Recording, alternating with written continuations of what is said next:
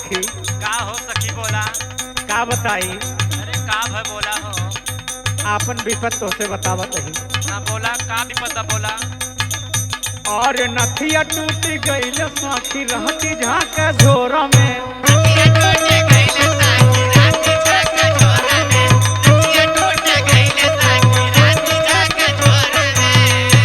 और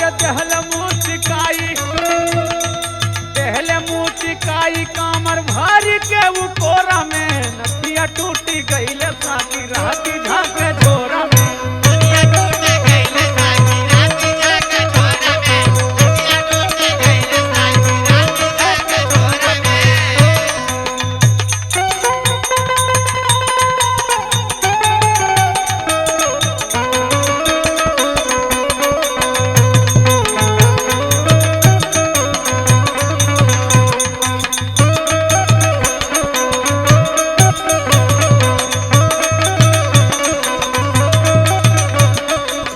सखी बोला हो।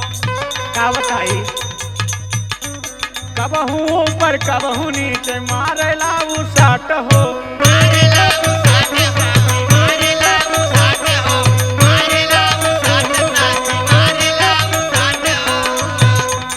पल्ला घुमावे जैसे खेलेला विराट हो।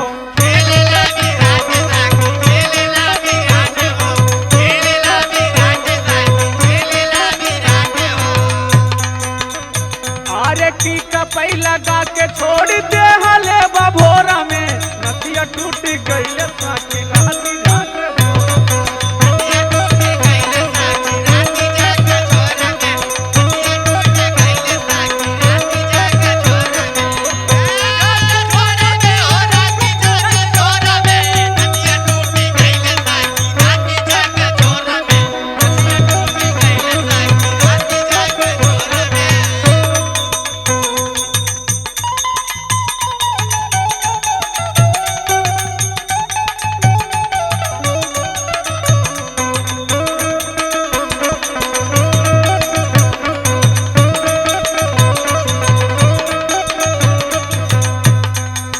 बताइए सखी। बोला हो।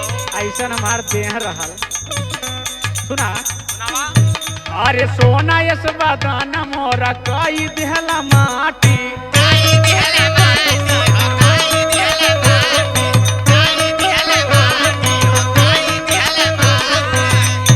अरे साझवे धराई देहला पालंगे के पाटी।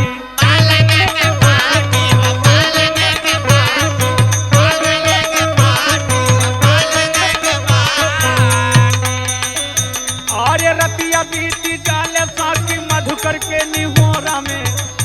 अरे रतिया बीती जाले साथी मधुकर के निहोरा में। नथिया टूटी गई